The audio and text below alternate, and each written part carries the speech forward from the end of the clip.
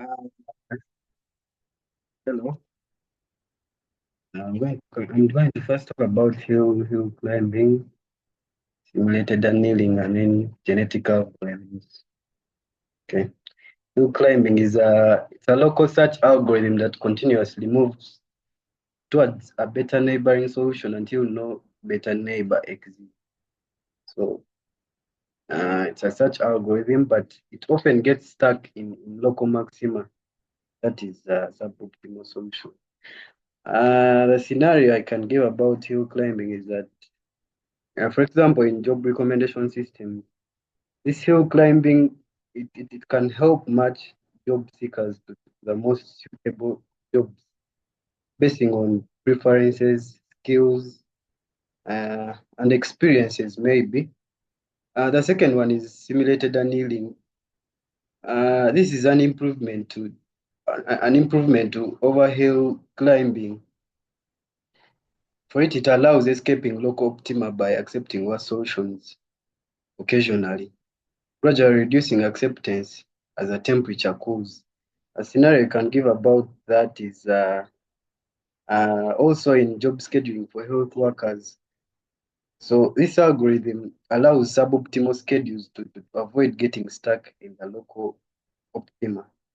Then genetic algorithms, they involve generating a population of potential solutions, selecting the best ones, and then applying crossover and mutation operators, produce a new generation of solutions.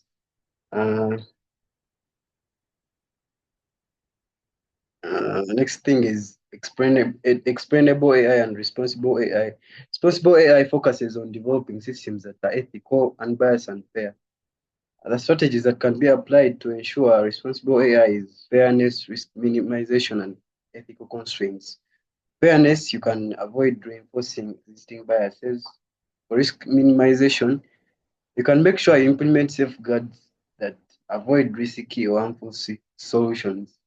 And for ethical constraints, you just introduce ethical constraints when you're evaluating fitness. For explainable AI, it aims to make the decision-making process of AI systems understandable to humans. So, uh, should be AI systems should be having the ability to to explain to humans. There should be ability to understand why the algorithm chose a specific solution and why it stopped at a particular local optimum. Uh, Another thing is adversarial search, then minimax and expectimax. Adversarial search is a technique used in decision-making process where agents are competing with each other. Each agent is trying to maximize their own outcome while minimizing that of their opponents.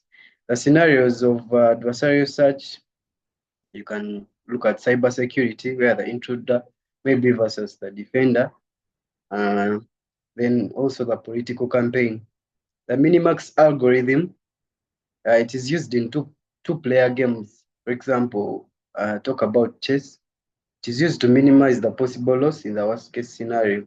So in Minimax algorithm, the agent selects the move that maximizes its advantage, assuming the opponent is playing optimally to minimize that advantage. So the game is modeled as a decision tree with alternating max and min nodes.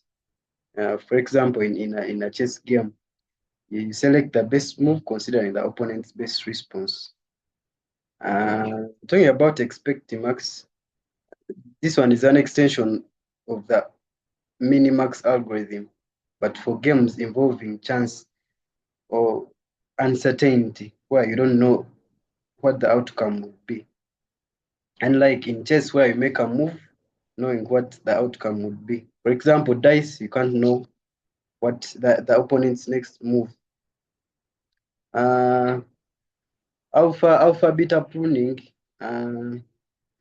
Uh, this is an optimization technique for the minimax search, which reduces number of nodes by cutting off the branches that cannot influence the final decision. Alpha, this is the best, the maximizer can guarantee.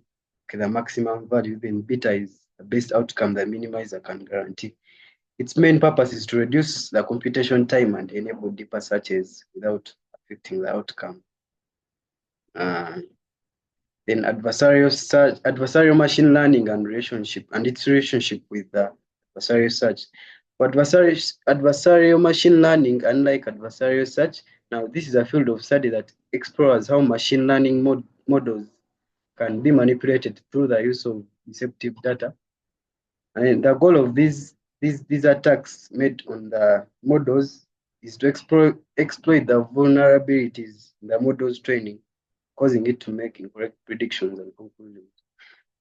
Types of attacks you can talk about: evasion, where the input is modified uh, to confuse the model so that it can produce confused conclusions. Another one is poisoning, where you tamper with training data. And the defense to these attacks, you can do adversarial training so the model learns to deal with such attacks. The relationship between adversarial machine learning and adversarial search, they both involve a competition between opposing agents, which the attacker versus defender, and then they both seek to they both seek to predict and encounter the opponent's next move. Yeah, that's it.